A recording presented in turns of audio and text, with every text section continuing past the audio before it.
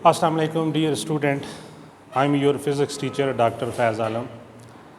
हम लोग nuclear physics के अंदर यूनिट नंबर 4 जो कि न्यूक्लियर फोर्सेस के मतलब है वो स्टडी कर रहे हैं।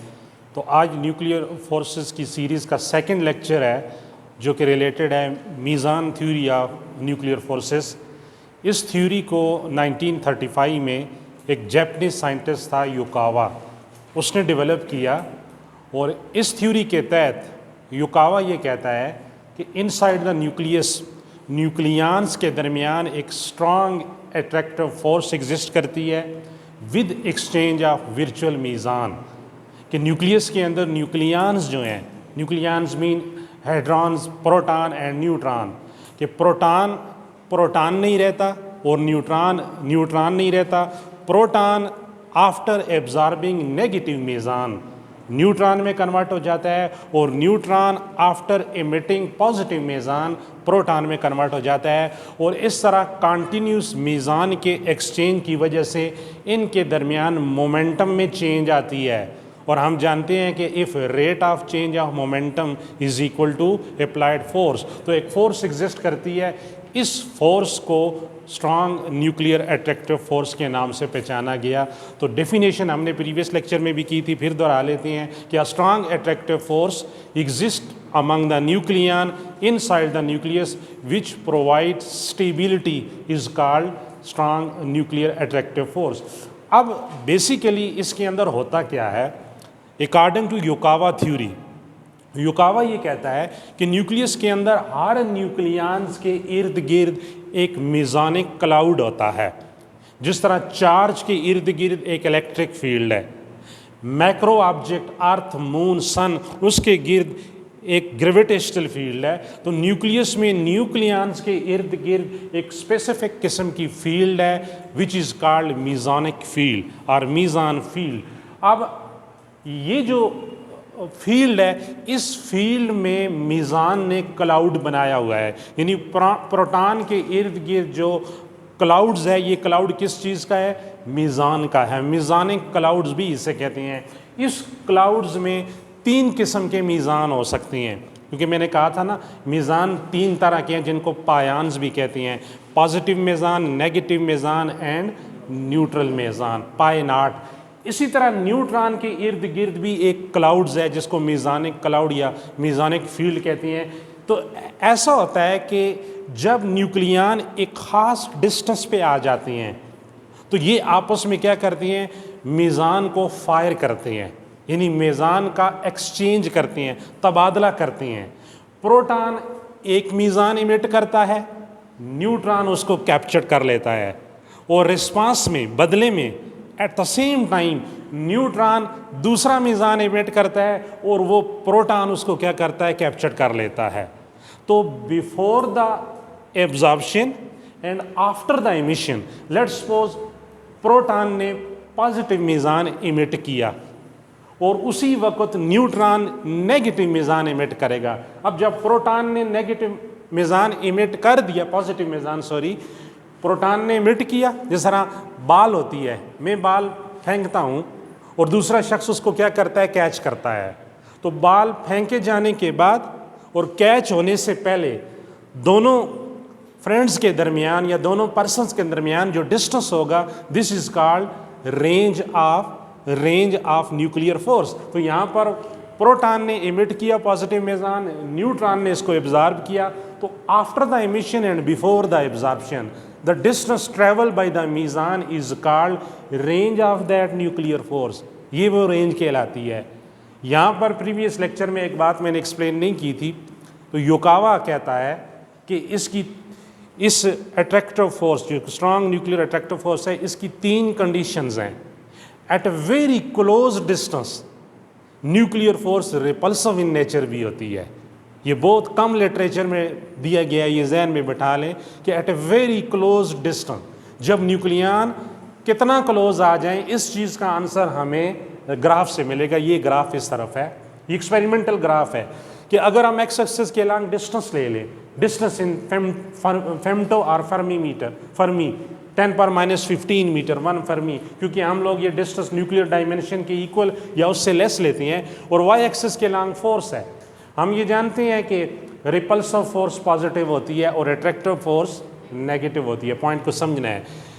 एक्स एक्सिस के लॉन्ग डिस्टेंस हम इंक्रीज कर रहे हैं 0.5, 0.8, 0.9, 1 फेमटो, 1.2, 1.5 और एंड में 2 फेमटो। तो ज़रा गौर से देखें, ये जो ग्राफ है ऊपर से नीचे आ रहा है, ये रीजन क्या करता है कि 0 से ऊपर कौन सी वैल्यूज हैं? पॉजिटिव वैल्यू, यानी न्यूक्लियर फोर्स पॉजिटिव।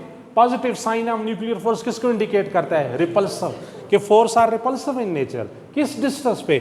जब डिस्टेंस न्यूक्लियन के दरमियान लेस देन 0.8 फेमटो होगा।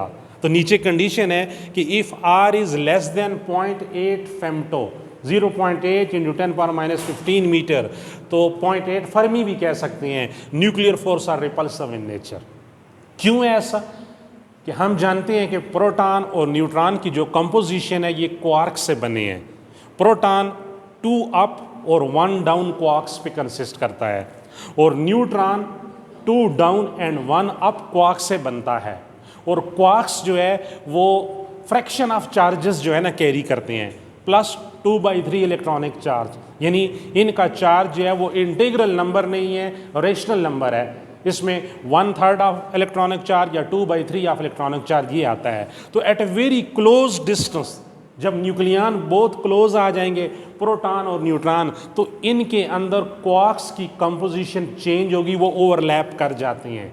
जब वो ओवरलैप करती हैं क्वार्क्स, तो according to Pauli exclusion principle, याद रख ले, quarks occupy different quantum state, उनकी डिफरेंट क्वांटम स्टेट आ जाएंगी। ये थोड़ा पार्टिकल फिजिक्स में बड़े हाई लेवल में ये एक्सप्लेनेशन है, तो आप लोग बहरहाल इस चीज़ को समझें।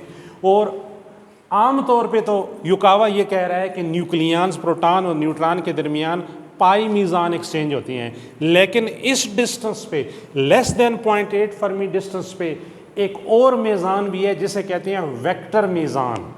वेक्टर मीज़ान 2 तरह के हैं, ओमेगा मीज़ान एंड रो मीज़ान। ये एक्सचेंज होना शुरू हो जाते हैं, तो इसके एक्सचेंज की वजह से फोर्स अट्रैक्टिव इन नेचर होने की बजाय क्या हो जाती है? रिपल्सिव इन नेचर हो जाती है। तो आपने 2 बातें याद रखनी है इसमें, कि लेस देन 0.8 फर्मी डिस्टेंस पे न्यूक्लियंस के दरमियान, न्यूक्लियंस के अंदर जो कंपोजिशन है क्वार्क्स की, वो आपस में ओवरलैप कर जाती है, वो डिफरेंट क्वांटम स्टेट ऑक्यूपाई कर लेते हैं। देखिए प्रोटॉन के अंदर भी स्टेट्स हैं, प्रोटॉन के अंदर भी क्वार्क्स की स्टेट्स आ गई हैं कि डिफरेंट क्वांटम स्टेट ऑक्यूपाई करेगा, और as a result pi meson exchange होने की बजाय वेक्टर मीज़ान, ओमेगा मीज़ान और रो मीज़ान एक्सचेंज होंगे, और फोर्सेस रिपल्सिव इन नेचर होगी, जिसको एक्सपेरिमेंट हमें ग्राफ ये एक्सप्लेन कर रहा है। अब इसके बाद अगर डिस्टेंस ग्रेटर है, यानी if the distance is less then 2 Fermi and greater than 0.8 Fermi, यहाँ से लेके यहाँ तक ये रीजन किसको एक्सप्लेन कर रहा है? Negative reason. तो नेगेटिव रीजन क्या बताता है?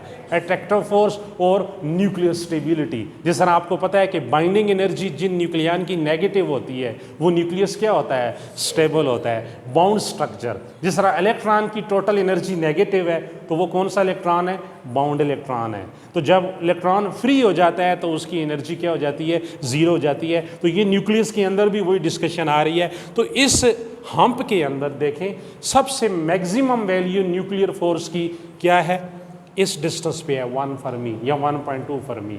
तो ये चीज़ भी आप याद रखें कि अगर न्यूक्लियंस के दरमियान डिस्टेंस 1 फर्मी या 1.2 फर्मी है, न्यूक्लियर फोर्स का मैग्नीट्यूड क्या होगा? सबसे स्ट्रांगेस्ट होगा, और ये इसकी पीक वैल्यू है। नीचे इस तरफ आ जाएं, इसको आप अगर मिलाएं यहाँ पर, तो ये मैक्सिमम मैग्नीट्यूड को रिप्रेजेंट करेगी। तो ये उसकी एक्स्ट्रा स्टेबिलिटी को रिप्रेजेंट करता है। अब अगर आप 2 फर्मीज के आगे चले जाते हैं, 2 फर्मी डिस्टेंस को एक्सीड कर जाते हैं, यानी न्यूक्लियर डायमेंशन को एक्सीड कर जाते हैं, फोर्स निग्लिजिबल हो जाती है।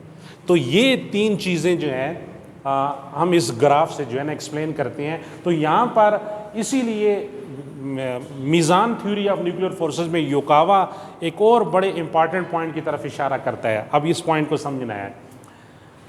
मैंने जैसे कहा कि प्रोटॉन ने नेगेटिव मीज़ान एब्जॉर्ब किया, तो किस में कन्वर्ट हो गया, न्यूट्रॉन। अब ये नेगेटिव मीज़ान कहाँ से आया, ये न्यूट्रॉन ने इमिट किया था। तो आप इस रिएक्शन को रिवर्स में क्या कह सकते हैं कि neutron after emitting negative meson converted into proton और ट्रांसफॉर्म इनटू प्रोटॉन। आप या यूँ कह सकते हैं proton after absorbing negative meson transform into neutron, और यहाँ पर neutron absorbing positive meson transform into proton. तो ये पॉजिटिव मीज़ान कहाँ से आया, ये प्रोटॉन ने इमिट किया था। तो इस एब्जॉर्प्शन और एमिशन में क्या हो रहा है, मोमेंटम चेंज हो रहा है। और इस change in rate of change of momentum में, क्योंकि मीज़ान की एक फ्लाइट टाइम है, ये मैंने कहा था ना, यहाँ से यहाँ तक मीज़ान की जो फ्लाइट टाइम है, this is called range of nuclear force. तो इस फ्लाइट टाइम में, इस ट्रैवल डिस्टेंस में वो कोई टाइम भी तो कंज्यूम करता होगा ना, तो डेल्टा टी टाइम। तो जो मोमेंटम में चेंज आ गई वो क्या हुई, rate of change of momentum is called force. तो इस चेंज इन मोमेंटम की वजह से क्या होता है, फोर्स एग्जिस्ट करती है, और इस फोर्स की वजह से न्यूक्लियॉन्स अपने आप को क्या रखते हैं, बाइंड टुगेदर, यूनाइट टुगेदर रखते हैं, और न्यूक्लियस स्टेबल स्ट्रक्चर में रहता है। अब एक प्रॉब्लम है यहाँ पर कि मीज़ान थ्योरी के अंदर law of conservation of mass और एनर्जी वायलेट होती हैं। ये public service commission type question है, ये अमूमन पूछा जाता है कि does conservation of energy and conservation of mass is applicable during exchange of meson inside the nucleus और meson theory of nuclear forces और युकावा पोटेंशियल के अंदर। तो इस चीज़ को समझें, मैंने अभी आपको कहा कि प्रोटॉन क्या करेगा, पॉजिटिव मेजॉन इमिट करेगा और न्यूट्रॉन उसको एब्जॉर्ब करेगा। तो प्रोटॉन का मास आफ्टर इमिटिंग पॉजिटिव मेजॉन क्या होना चाहिए, कम होना चाहिए।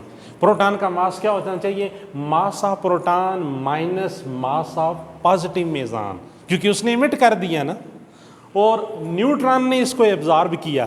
तो न्यूट्रॉन का मास आफ्टर एब्जॉर्प्शन क्या होना चाहिए, mass of neutron plus mass of positive pi meson. तो ये सम क्या होना चाहिए, ग्रेटर होना चाहिए न्यूट्रॉन के एक्चुअल ऑब्जर्व मास से।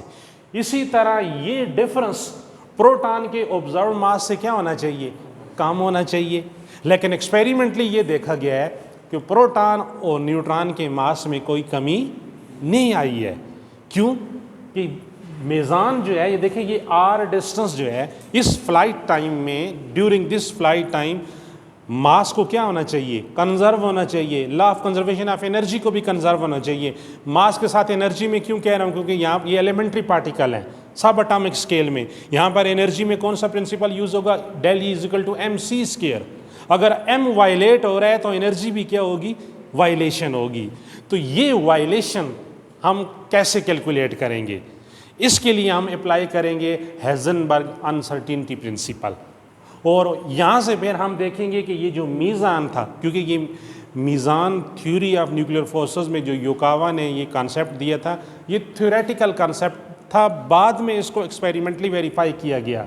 तो थ्योरेटिकल कैलकुलेटेड मास ऑफ मीज़ान, मीज़ान का जो थ्योरेटिकल मास है वो कैसे कैलकुलेट किया गया, इसके लिए युकावा ने किस चीज़ का सहारा लिया, किसको यूटिलाइज़ किया, हेज़नबर्ग अनसर्टिनिटी प्रिंसिपल।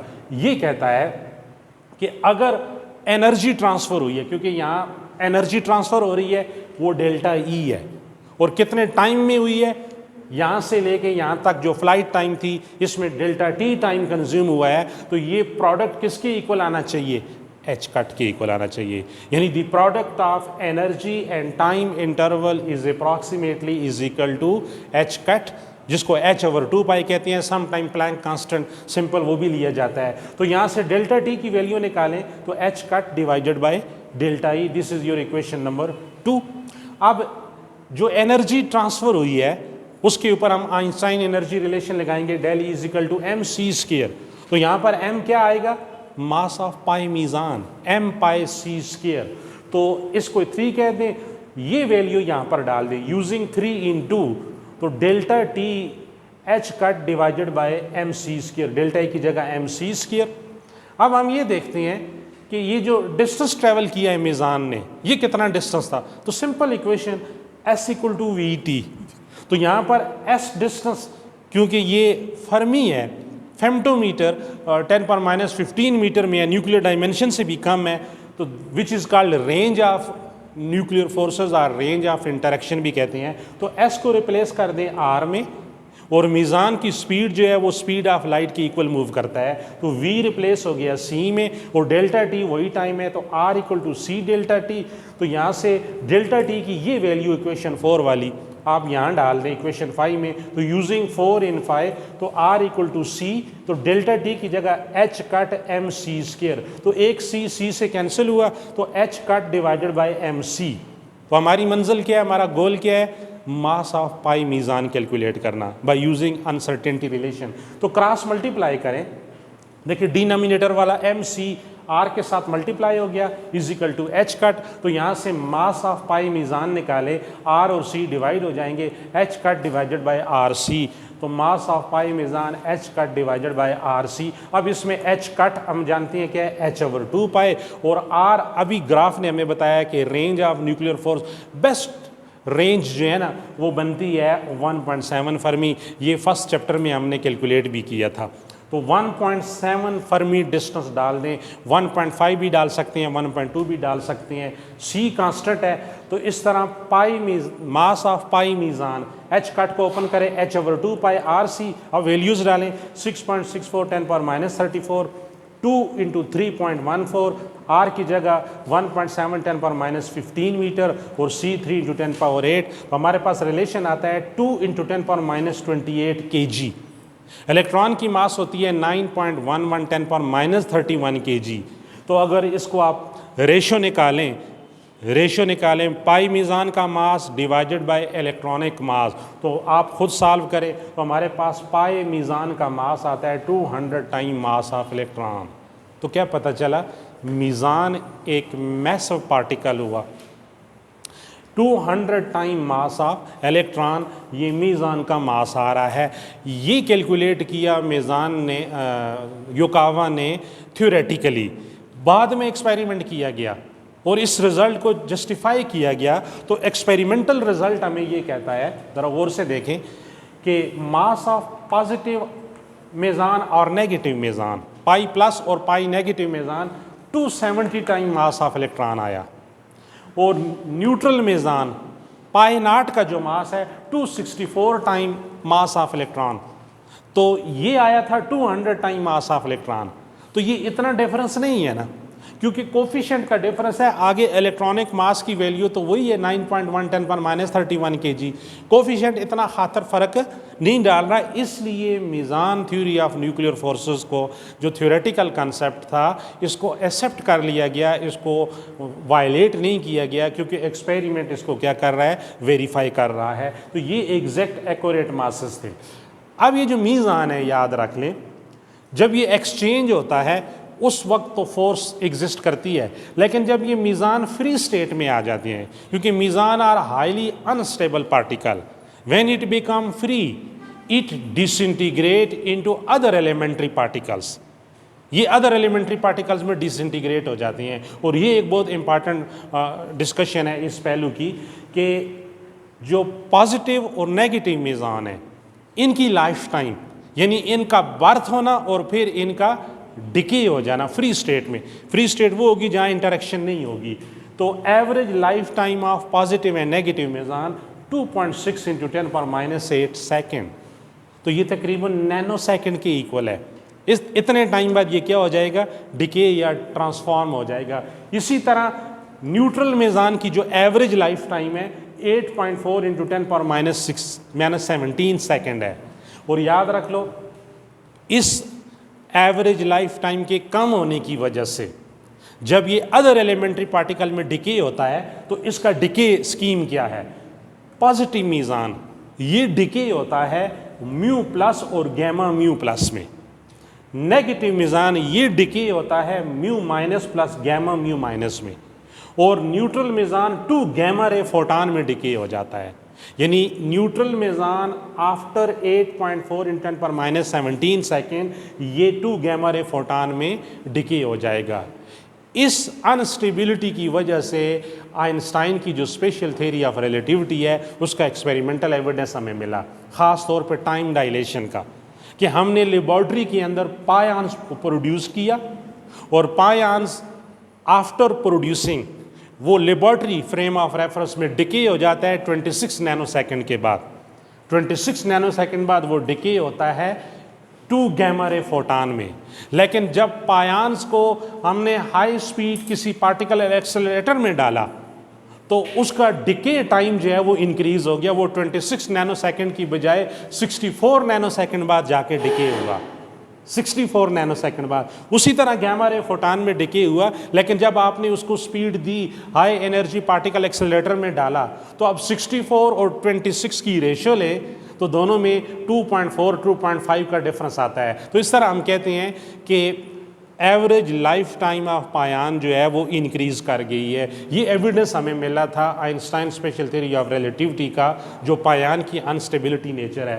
तो इस तरह ये जो था मीज़ान थ्योरी ऑफ न्यूक्लियर फोर्सेस, इसमें कॉन्टीन्यूस एक्सचेंज ऑफ मीज़ान की वजह से जो न्यूक्लियर फोर्स एग्जिस्ट करती है, प्रॉपर्टीज़ हमने ऑलरेडी पढ़ ली है कि 0.8 लेस डिस्टेंस पे रिपल्सिव है, 0.8 से ग्रेटर डिस्टेंस पे अट्रैक्टिव इन नेचर है, और 2 फर्मी डिस्टेंस से ये क्या हो जाती है, निग्लिजिबल हो जाती है। तो नेक्स्ट हमारा होगा युकावा पोटेंशियल। वो कैसे कैलकुलेट किया गया था? क्यों कि जब मैंने आपको कहा कि हर न्यूक्लियन के आसपास एक क्लाउड्स होता है, मीज़ानिक क्लाउड है, मीज़ानिक फील्ड है, जहाँ फील्ड होगी वहाँ पोटेंशियल होगा, और इस किस्म के पोटेंशियल को कहा जाता है युकावा पोटेंशियल और न्यूक्लियर पोटेंशियल। तो वो कैलकुलेशन हम क्वांटम मैकेनिक्स के रूल अप्लाई करके कैलकुलेट करेंगे। तो नेक्स्ट लेक्चर में हम वो करते हैं। सी यू अगेन।